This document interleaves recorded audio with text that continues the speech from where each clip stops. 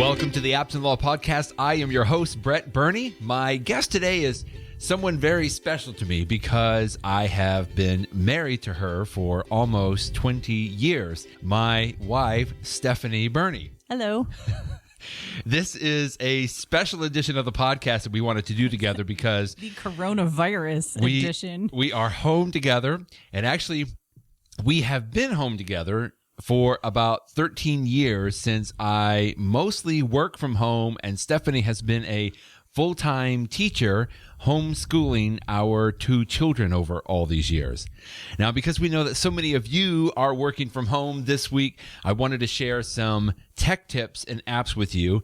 That's what I wanted to share, but I invited Stephanie to share some logistical lessons learned about being home with the kids. I would say that they have been very hard-earned lessons. It took us several years to work the kinks out of the system. So let us save you some time.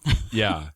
So while you can tell that we have a routine that we've been following for a long time, we realize that having the kids home and overseeing their academic endeavors is something that is probably being forced on a lot of you, and we wanted to share some practical pointers. In other words, this is not a series of snow days that you should be thinking of. I think it's really important to acknowledge that there is a big difference between choosing the lifestyling of a homeschool versus having it kind of thrust upon you during a time of emotional and financial duress. Right. I'm not trying to sell you on homeschooling, but there are some practical tips that we have learned, because there are skills to be had and things that you can do to make your life easier for yourself.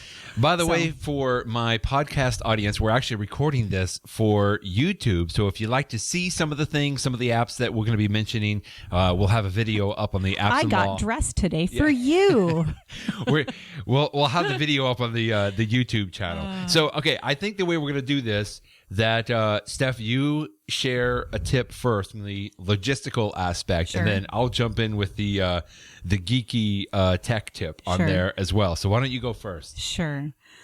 My first top 5 is have a plan with an articulable and articulated expectation for everyone. That means that you actually have to say words to people to tell them what you are expecting in your mind. It's really easy to kind of assume that everybody's on the same page and then realize about 2 p.m. that you didn't tell anyone what you wanted from today. So try not to do that. I have a little phrase that I use a lot. It's 20% of today is a good tomorrow. I try to plan ahead. For me, it's probably a little bit more anal retentive than a lot of people need to do. That's just my personality. I'm a type A, but you can get momentum for yourself by having a good day today. And then you know that when you wake up tomorrow, it's going to be a good day because you already have part of it started, and that happens in your head. That's a choice that you make. Practically speaking, always do the important stuff first. Because realistically speaking, if you are going from being together for, on average, the American family spends about 30 minutes a day together as a family, and you're probably going to 15 hours or more from nowhere. That's going to take some adjustment, and give yourself some time to get the hang of it. But on the other hand, there are actual assignments, at least for a lot of the people who we're friends with. Right. There's a balance between being the responsible adult and captaining the ship, and also kind of knowing when to let it go. So make a list of the 3 most important school subjects that you want to get done, and get the hang of it first. You're not going to get a whole school day. We rarely get everything done that we want to. We have some really good days where you get a gold star, but that doesn't happen all the time. I always feel like you should be able to forgive yourself if you don't get through it all, and just realize that's the reality that we are living in. Things happen. I mean, at this point, news conferences happen and everyone wants to stop what they're doing and look at someone's phone or iPad or TV. Social awareness, right? We call that cultural relevance training, which is, hey, we heard this really fun thing and we need to share it with you right now. Right. You do have the freedom to do some of that, but you can't lose your whole day to it. It's a balance, and you just, again, need to be the responsible adult. Okay, on the techie side, I have some tips for remote meetings. Now. I know a lot of you are going to be doing Zoom meetings, GoToMeeting, Google Hangouts. My number one tip is if you're using your laptop, please prop it up, put it on a block or something so that when the camera turns on your laptop, people are not staring up your nose. I just always feel like I don't need to see your nostrils, but it's natural. It turns it on and it's there. But if you can just put it on maybe a little bit of a riser, that's always pretty helpful. Good lighting is always important. Natural light is always the best. If you can sit facing a window, in some cases, if you don't have any other light, that's a good way to kind of light up your face when you're doing a remote meeting. And then most importantly, know where the mute button is on Zoom or GoToMeeting. We don't need to hear all of your background noise all the time, but you also need to know where that mute button is so that you can turn it on quickly when it is your time to talk. There's always dead silence and people like, oh, I'm sorry, I was on mute. I didn't know. Just know that it's important to know where that mute button is so that you can turn it back on. By the way, there's also usually some keyboard shortcuts for that mute button. I think in Zoom for Windows, it's Alt A, and on the Mac, I think it's like Command Shift A. So just know that. Or also, by the way, quickly in Zoom, there's actually a push to talk option in there. Like if you're on mute, for example, you're on the Zoom window, you can hold down the space bar and you can talk, and that just temporarily unmutes you so that you can talk, and then it goes right, when you release the space bar, it goes right back on mute. And then lastly, share your screen. Know that you can do this within GoToMeeting or Zoom. I've been talking about this for years. Like, I don't know why people don't collaborate on documents this way. What they do now is they email versions back and forth, right? Draft number 2 and version 3. Stop doing that. Get on a GoToMeeting or a Zoom. Figure out what you're doing with that document, finalize the document, and then one person can download the final document and send it that way. And didn't you tell me that Zoom is doing some freebies at this time? Yeah. I know it's driven toward homeschoolers, but... Well, actually, I think it's for any schools. Okay. The CEO just made an announcement. Not homeschoolers. I mean the schoolers who are at home. Yeah. For the fact that you can get, I think, free accounts. So anyway, they're pulling out all kinds of stops, helping people to make sure that they can get on Zoom. In fact, Craig Ball, one of my friends down in New Orleans, he just posted a little Zoom cheat sheet. So I'll have a link to that where he just basically had one sheet of all these keyboard shortcuts because he knows people are using it now. Okay, my number 2. There are 3 things that will help all of you: structure, anchors, and boundaries. When I say structure, I do not mean a 15-minute increment schedule. Whether you're a type A or a type Z, it'll kill you from the inside out. What I'm saying is kind of have an order that you do things in and kind of a flexible window. So to give an example of what we would do, we have a start time every day, but it's kind of a window for a start time. There's no bell.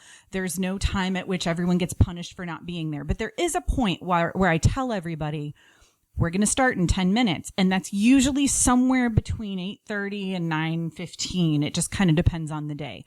So what you want to do is try to close that window as you go. So you're going to start with the first couple days. As long as you start sometime between time A and time B, that's a win. And then you just want to shorten it by 5 minutes until you get to this time slot that works for you. When I talk about anchors, that's my point 2. Within that flexible schedule, we have certain watermarks throughout the day. That would be, we start with a time reading the Bible and praying together. If you're not religiously inclined, that could be a family meeting. That's where we do our announcements. And even if it's a day where we're home, all of us are there and we all get on the same page. It's really helpful to have kind of a group vision for what you're going to accomplish, even if what you're accomplishing is just getting through the day and just getting a couple of things done. That's fine. We do tend to have meals breakfast time is loose for us, and that works for us, and that's okay. Lunch tends to be pretty close to 12, between 12 and 12:30, and dinner tends to be around 6 o'clock.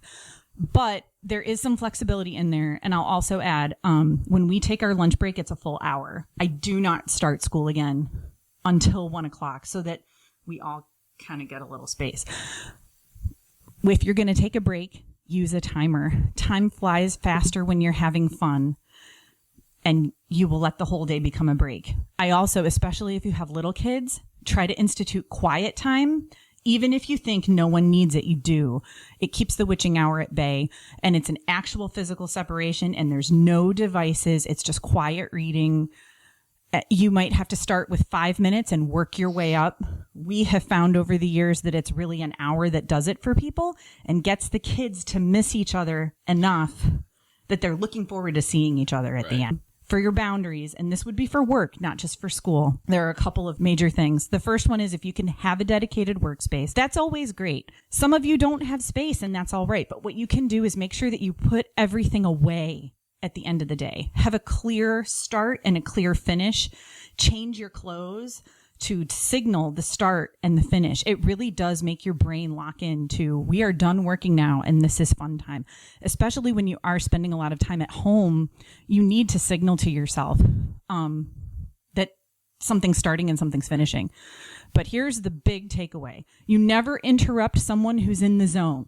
Whether it's the person who's the working spouse who's trying to get work done from home, or it's the kid who is so engrossed in what they're doing, you just let them keep doing it.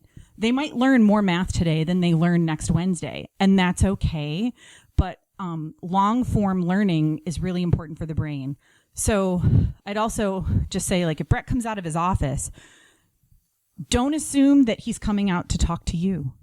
He might just be wanting to fill his coffee, but he's thinking things in his mind. Let them come and say, I'm ready for a break, because you don't want to interrupt somebody when they're in the middle of something that they don't want to forget. So it took us years to get there. Yeah. Next on the techie side, VPN, Virtual Private Network. Now, I know many of you have heard about a VPN, but you've sort of dismissed it because you're like, well, that's not something that I do. It's a little too techie, but times have changed, and you must know about taking the right precautions on this. You don't need to use a VPN when you were at the office. You probably don't even need to use the VPN when you're here at the home. As long as you have secured your wireless router, making sure there's a password on it, that kind of a thing, going through that. When you do need a VPN is that if you're out and about, not in the house, which I know a lot of people aren't going to be doing, but if you were going to go to Starbucks or the grocery store or something quickly and you jumped on a free public open wireless network, that's the time that you would use a VPN. A VPN, virtual private network, just simply encrypts the traffic between your device, an iPad, an iPhone, a laptop, and the location or the ultimate source of wherever you're getting to, your email, for example, or getting access to your doc management system. So if you've never used a VPN before, here's my quick recommendation. A fantastic little service and app called Tunnel Bear. Tunnel Bear. It's memorable. It's very cute. It's like teddy bears. And it works like a Care Bear? Kind of, but a little more secure. Okay. It works on Windows and Mac computers. It also works fantastic on your iPhone and iPad. If you go to tunnelbear.com, create a new account. It's free for up to 500 megabytes per month, which is plenty to at least get yourself familiar with what a VPN even does, and then you can go on from there. Now, if you're at a larger law firm, you might want to check with your IT folks. They may have something already set up for you, but you would go to the Tunnel Bear app on your iPhone or iPad. You would turn it on. The little bear literally digs a tunnel. That is pretty cute. It's very cute. And then you know you're secure. You don't have to mess with all the settings in your iOS settings or anything. It turns it on. And then just remember to turn it off when you're done sending that confidential email, or you don't need to access, if you're just surfing on Facebook, you don't necessarily need to have it turned on. So Virtual Private Network, VPN. Okay, my number 3 is everyone has responsibilities, chores, and pulls their weight. It's really easy when you're all in the house to let it get like the house threw up on itself. Ew. And that is everyone's responsibility. Right. Even toddlers can help to tidy up after themselves. And it's important to set the expectation now. This is a great time for what I call chore training, which is show them how you want them to do the things, like empty the dishwasher, load the dishwasher, clean a toilet. These are things that will bless your future self until your kids go off and have their own household. They are old enough to learn, and you are capable of teaching them how to do it. The watermarks in the schedule are what we use, those anchor times, for setting the expectation that that's when the things will be done. Our kids personally don't do well doing things together. They tend to argue more. So we have separated that one of them empties and loads the dishwasher at one time of the day and one does it at another. do what works for you, but make them work, because otherwise the whole house gets such a sense of disorder. You can't get anything done. Your brain just isn't. What is Ella's phrase? Ella's phrase is like that: clean house, clean mind, clean room, clean mind. And we kind of taunt her, but it really is true. Right. The other thing for the work at home parent or the parents who are adjusting to that is webinars, conference calls, those kinds of things that you're doing with outside sources. Those are a group effort. Put the dog in the kennel. Make sure that you don't suck too much bandwidth. Like, this is not the time to have everybody watch a movie on Netflix, right, because the person who's trying to have this professional connectivity is thwarted. I mean, there have been times where Brett has had to like mute calls and yell out of his office, shut it off, and it's really stressful for the person who's doing it. Those are all things that can be easily planned for ahead of time. My next techie tip is the wireless hotspot from your phone or even from your iPad. Many of you already know about this and that it can act as a wireless hotspot. In fact, I just went over to our neighbor's house and helped them set up their hotspot on their phone because the mother was knew that she was going to have to be going out in the next few days, but the kids, of course, were all out of school. We're here in Ohio, and all the schools have been closed now for probably the rest of the school year. Well, let's not panic, people. Yeah, well, she had to go out, but she was like, well, how can I take all of these Chromebooks and these iPads so the kids can continue to do their work while I'm out of the house?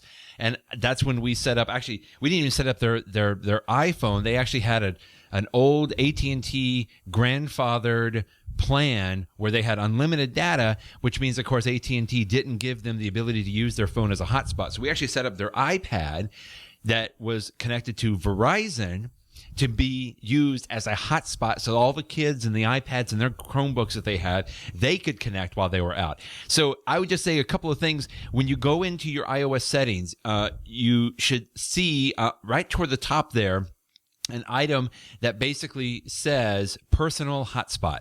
If you go in there, you can turn it off and on. There's a little slider there. There's also an area where you can say what you want the password to be. And you should have a password on there, because some of you know this: when you travel and you get on your Wi-Fi, you see a bunch of John's iPhone and Barbara's iPhone, and you're like, what is that? Those are people that have not turned off their personal hotspot. And if they don't have a password on there, you can just jump right on there. So make sure you put a password on there.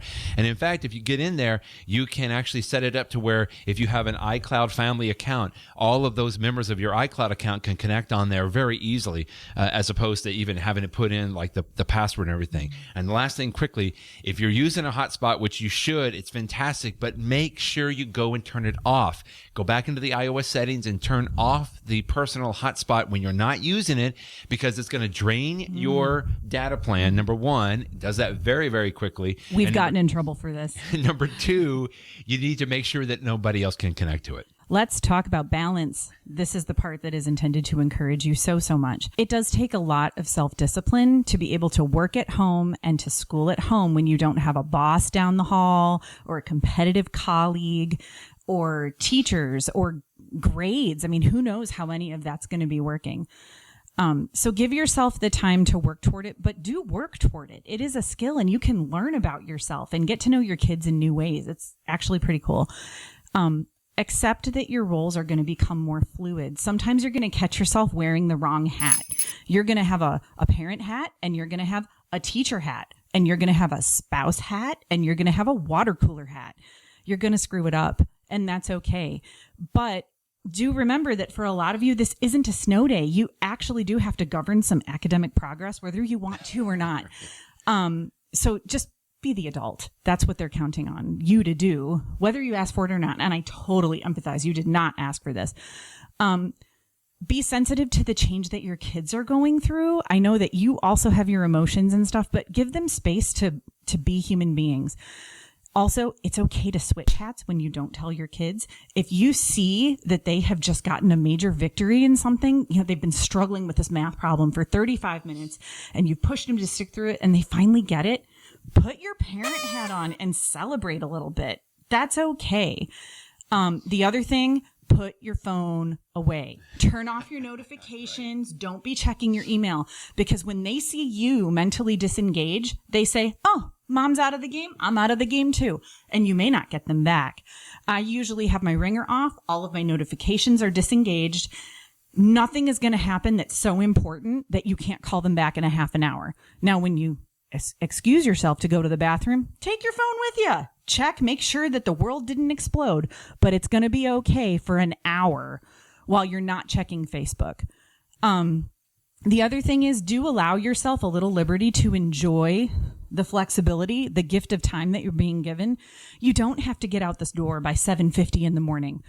Let breakfast be a little time of relaxation. Just make sure it doesn't last till lunch. Right. The other thing is, I would strongly recommend, and I know this will be one of the hardest things for all of you, limit the use of your devices. We have what our kids have come to love and hate, which is called the 5 o'clock rule. Our kids are not allowed to use devices until their chores and responsibilities are done at 5 o'clock. And then it's even with typically a 30-minute limit. But you can adapt that for your own use in that 1 hour of responsibility equals X number of minutes of device time. Because for a lot of you, you're getting thrown into the deep end of the pool and none of you know how to put your devices down. But it really is an important part of making sure that you stay productive.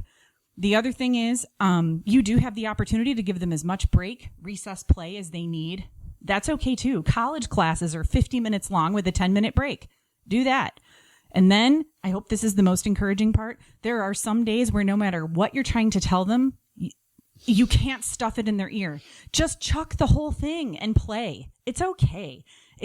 We're dealing with a much bigger thing here.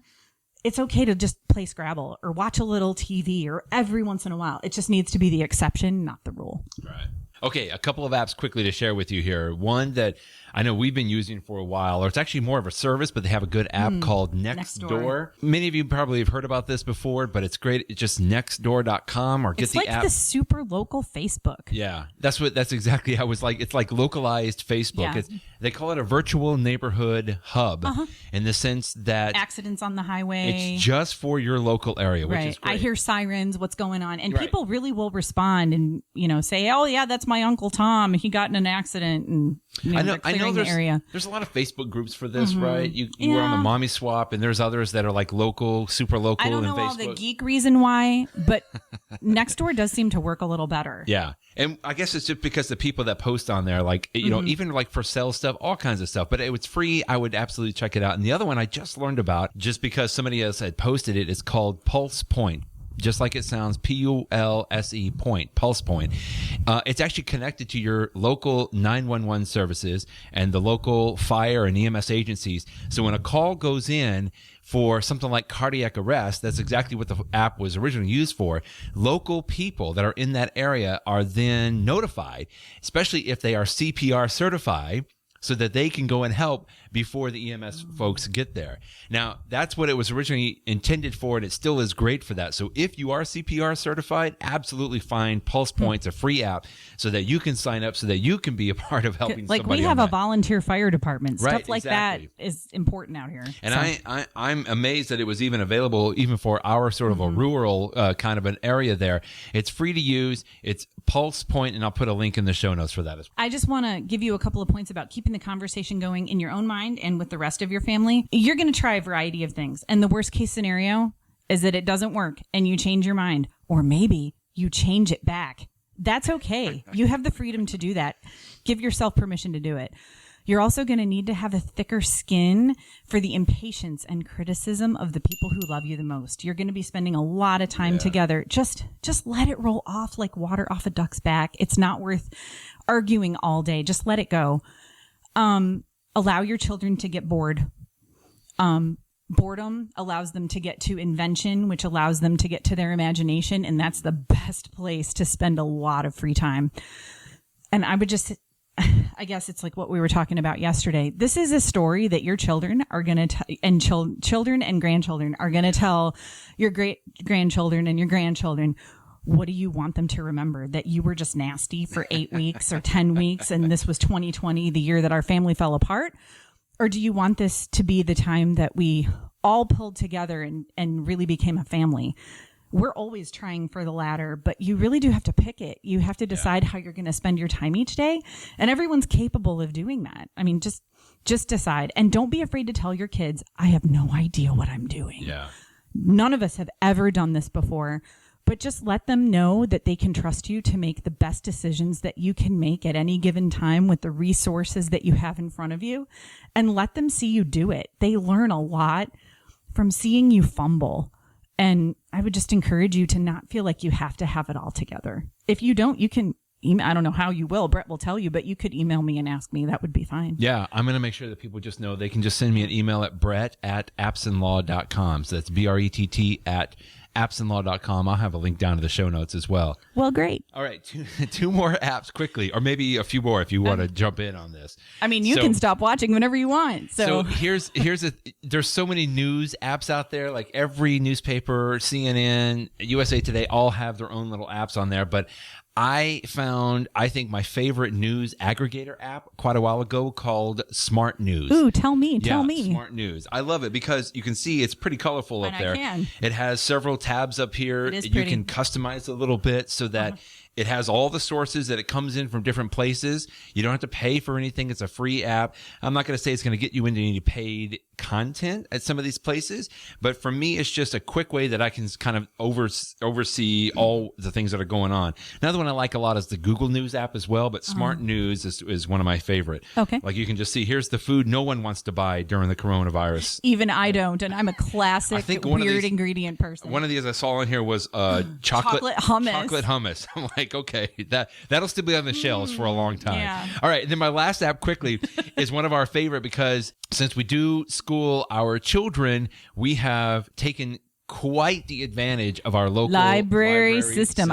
I tell them it's the bookshelf down the street. I just have to drive to it. Right. I just don't have 24-hour access. Well, so here in Ohio, actually, the libraries now have been closed. Till at least April 6th. But they continue to say all of the digital resources are available. So if you have not downloaded the Libby app yet, Libby, Libby, it's a free app. You have to have an actual library account to connect into it, right? Right. And you just put in your number and your PIN number, whatever you log into your library account.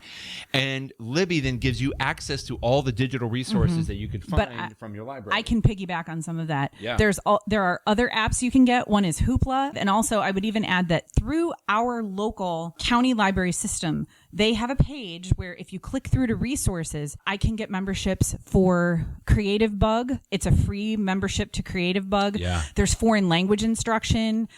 There are so many different things that you can get if you just poke around on your library's website a little bit.